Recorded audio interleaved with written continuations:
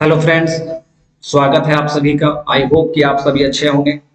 तो देखिए, previous session में हम लोगों ने प्रोटेशन के बारे में बात किया था, ठीक है। और फिर प्रोटेशन का एक एक प्रॉब्लम भी हमने किया था। अब आज के सेशन में हम लोग बात करेंगे concept of apparent weight. Okay, so चलिए सेशन को स्टार्ट किया जाए।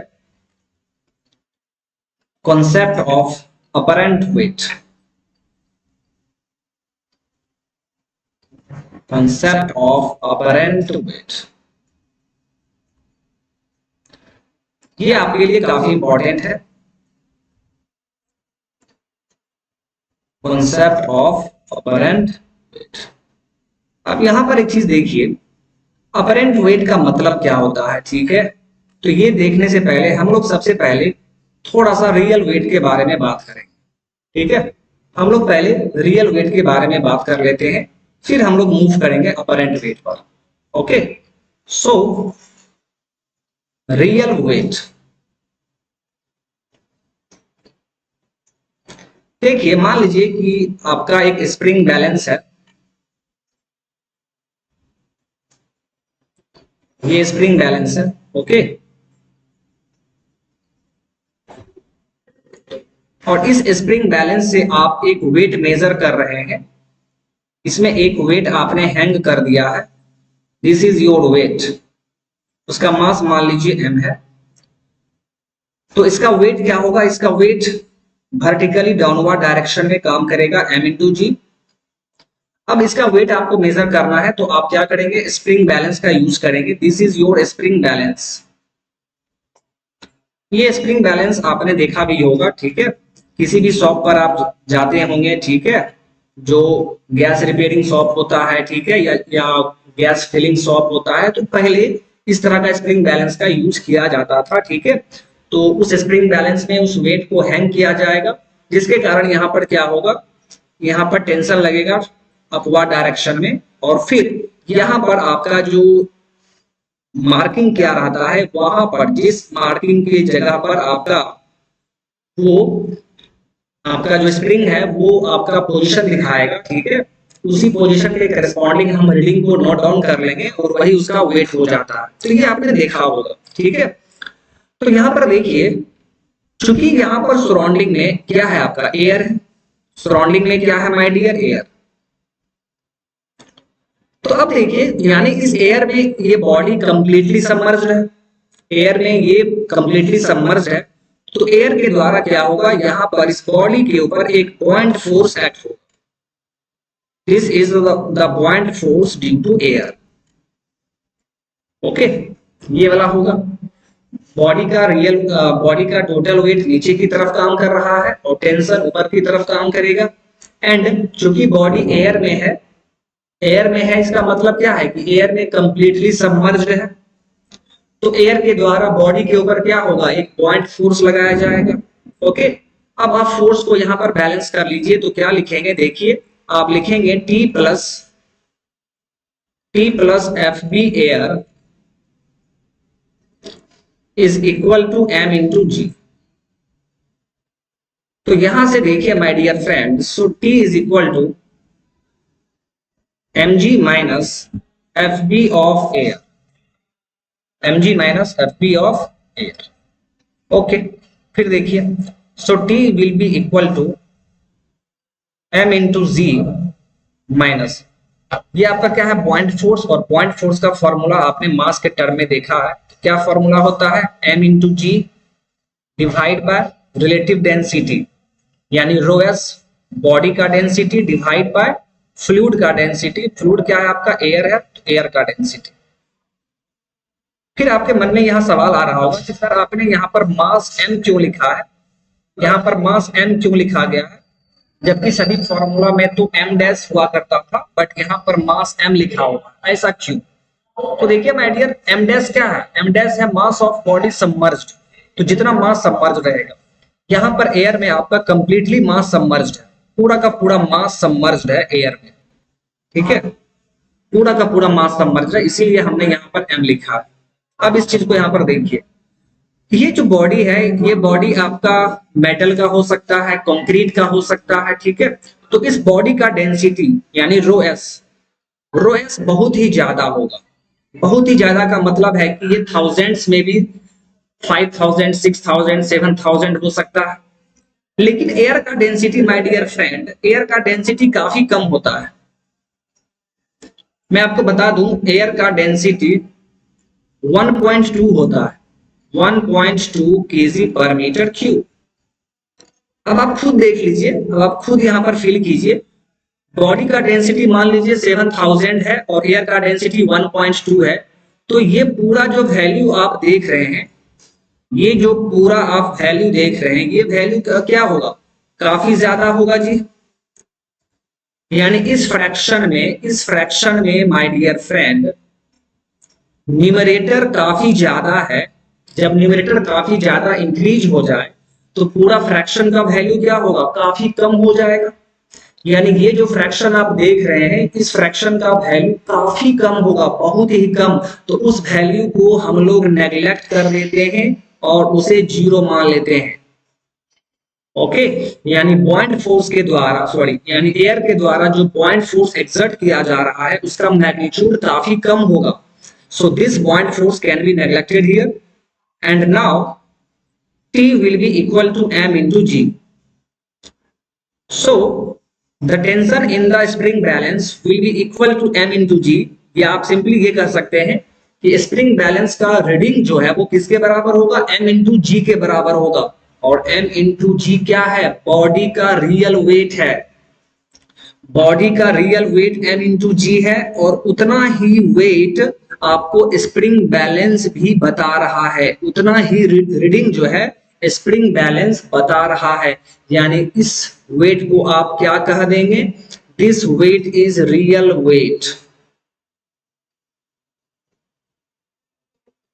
This weight is real wait.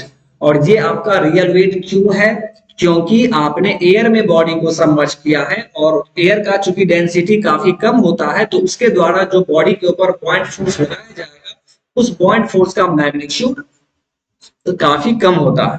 ठीक है, चलिए बहुत ही अच्छी बात है। तो ये कॉन्सेप्ट था रियल वेट का। अब हम लोग बात करते हैं अपरेंट वेट। अपरेंट वेट क्या होता है, आइए देखते हैं। देखिए माय डियर, अपरेंट वेट में क्या होगा,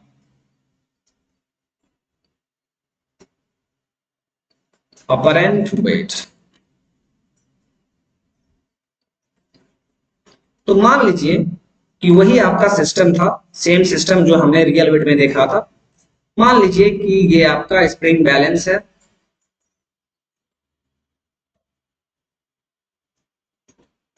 this is your spring balance.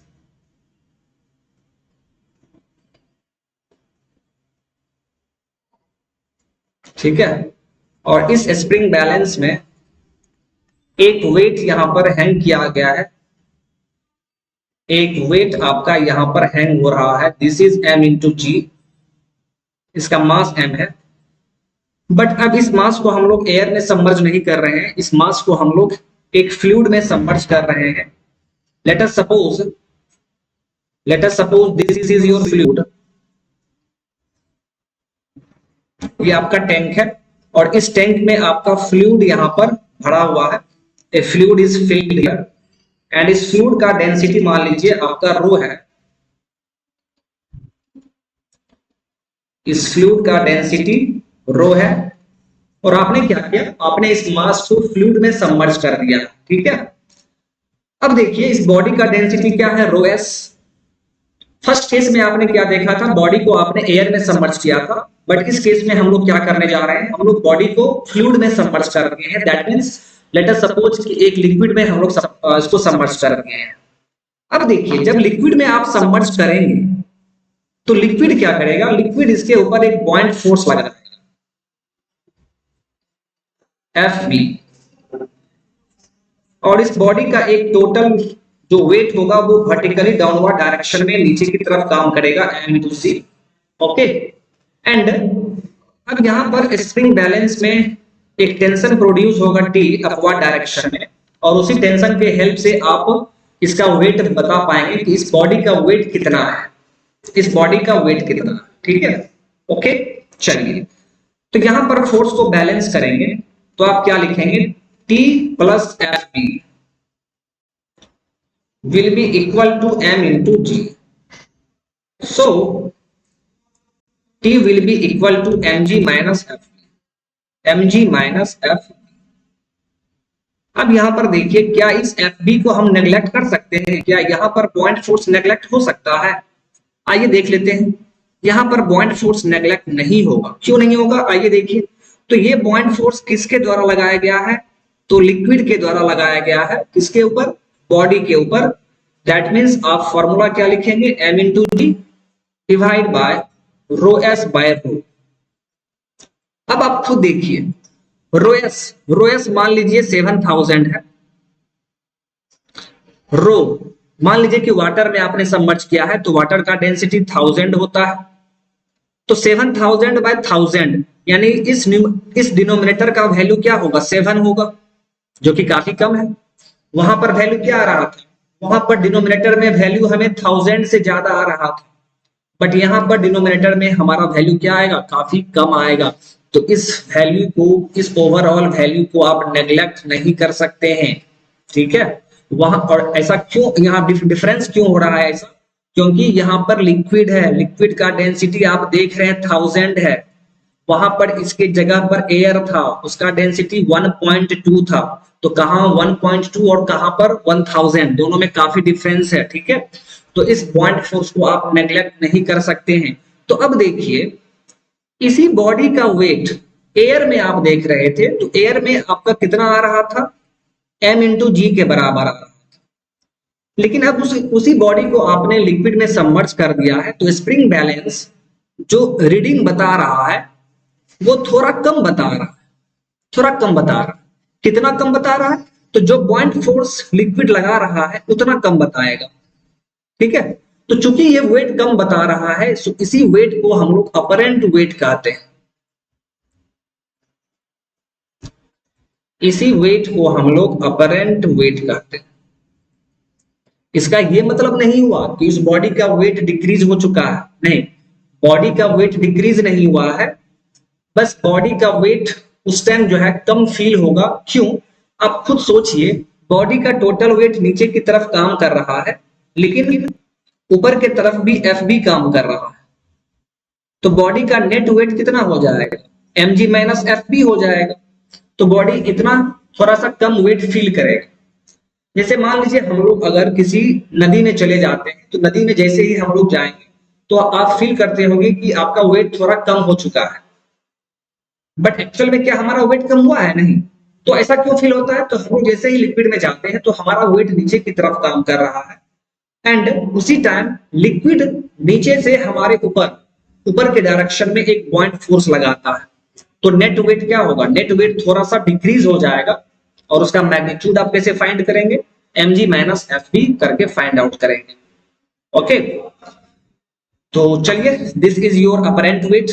तो अब यहां पर आप क्या देख रहे हैं? बॉडी का रियल वेट mg होता है, एंड बॉडी का apparent weight mg minus F B होता है। तो बॉडी के वेट में कितना रिडक्शन हुआ है अगर वो आपसे पूछा जाए, so reduction in weight, so reduction in weight is equal to FB। ये आप पहले से कैलकुलेट कर लीजिए, डायरेक्ट FB लिखने से सही नहीं रहेगा, ठीक है? आइए देखिए, तो वेट में कितना रिडक्शन हुआ है? तो पहले वेट, रियल वेट mg था, बट अपरेंट वेट कितना आ रहा है? mg minus FB। तो यहां से देखिए, so mg minus mg plus FB, mg cancel out. So reduction in weight कितना होगा?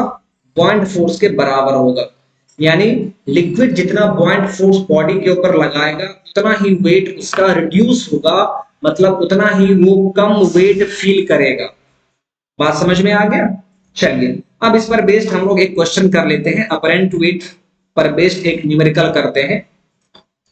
आइए देखिए, क्वेश्चन है, a body appears to have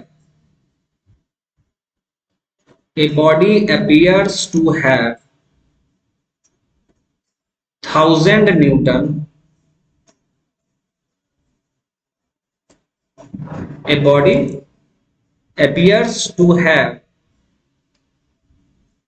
sorry,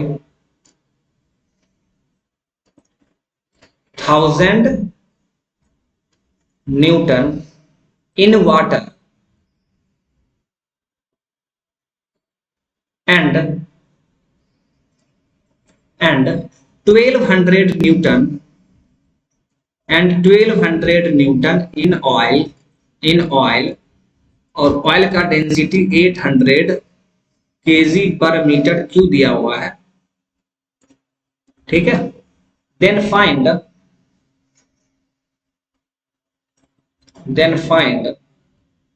first question है कि रियल वेट बताइए, देन फाइंड रियल वेट।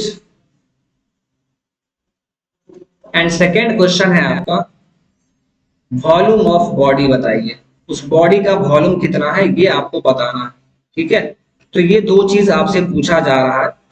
तो आपके एग्जाम में दो चीज तो नहीं पूछा जाएगा, बट एक चीज आपको पूछा जाएगा। तो मैं आपको एक ही क्वेश्चन में दोनों बता दे रहा हूं। आइए देखिए, तो इस क्वेश्चन को जैसे ही आप देखेंगे तो आपके माइंड में आ जाएगा कि ये अपरेंट वेट का क्वेश्चन है। तो अपरेंट वेट का फॉर्मूला क्या होता है, T is equal to mg minus F. तो आइए सबसे पहले यहां पर देखते हैं वाटर में अपरेंट वेट कितना है। वाटर में अपरेंट वेट 1000 न्यूटन है। तो T के जगह पर हम क्या पुट करेंगे, 1000 is equal to mg minus buoyant force, यानी वाटर उस बॉडी के ऊपर कितना बॉइंट फोर्स लगा रहा है। तो कैसे निकालते हैं बॉइंट फोर्स, आप जानते हैं रो जी भी होता है। तो रो वाटर का कितना है 1000, जी का वैल्यू 9.81 इंटू भी, यानी भी बॉडी, दैट मीन्स बॉडी का जितना वॉल्यूम सबमर्ज हो, ठीक है। So this is your equation number 1। ये अपरेंट वेट 1000 है, कब, जब आपने वाटर में सबमर्ज किया है, ठीक है। तो वाटर का डेंसिटी 1000 है, ठीक है। और यहाँ पर भी बॉडी आप खुद सोच के देखिए, वाटर में आप सबमर्ज किए हैं तो पूरा का पूरा वॉल्यूम सबमर्ज होगा ना। तो यहाँ पर जो आप भी बॉडी देख रहे हैं ना, वो टोटल वॉल्यूम के बराबर होगा, क्योंकि तो पूरा वॉल्यूम सबमर्ज होगा। ओके, फिर देखिए, फिर आपने ऑयल में सबमर्ज किया तो उस टाइम अपरेंट वेट कितना आ रहा है 1200, यानी अब हम टी के जगह पर 1200 पुट करेंगे। mg रियल वेट तो सेम रहेगा ना बॉडी का, बॉडी वही है तो बॉडी का रियल वेट तो सेम रहेगा, चाहे आप किसी भी फ्लूइड में सबमर्ज कीजिए। तो mg माइनस आपने ऑयल में सबमर्ज किया है तो ऑयल का डेंसिटी कितना है 800, यानी रो जी भी में क्या करेंगे 800 इंटू 9.81 इंटू भी body. This is your equation number 2। बस आपको इस टाइप के क्वेश्चन में इसी तरह दो इक्वेशन को लिखना पड़ेगा, और जैसे ही आप इस तरह दो इक्वेशन को लिख लेंगे तो फिर आपको इसको सॉल्व करने में किसी भी तरह का कोई दिक्कत नहीं होगा, ठीक है। और यहां पर मैं आपको बता दूं, यहां पर जो आप देख रहे हैं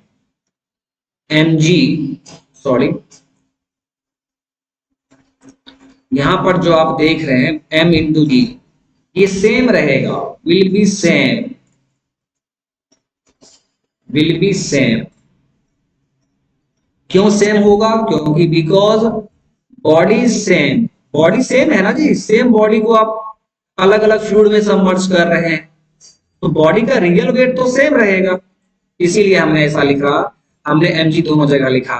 फिर ध्यान दीजिए, जो टोटल वॉल्यूम ऑफ बॉडी होगा वो किसके बराबर यहां पर होगा, तो भी बॉडी के बराबर होगा। ऐसा क्यों है जी, क्योंकि यहां पर देखिए, क्योंकि यहां पर आपने क्या किया है, आप वाटर में सबमर्ज कर रहे हैं, ऑयल में सबमर्ज कर रहे हैं, तो पूरा का पूरा वॉल्यूम सबमर्ज होगा ना, पूरा का पूरा वॉल्यूम सबमर्ज हो जाएगा, ठीक है। ये चीज आपको ध्यान में रखना। चलिए, तो यहां से अब इस दोनों इक्वेशन को आप सॉल्व कर लेंगे। जैसे फॉर एग्जांपल मान लीजिए कि आपने इक्वेशन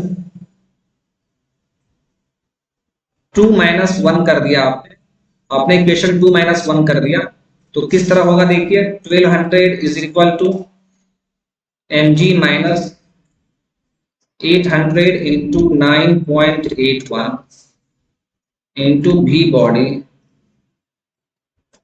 फिर क्या होगा 1000 is equal to mg minus 1000 into 9.81 into v body.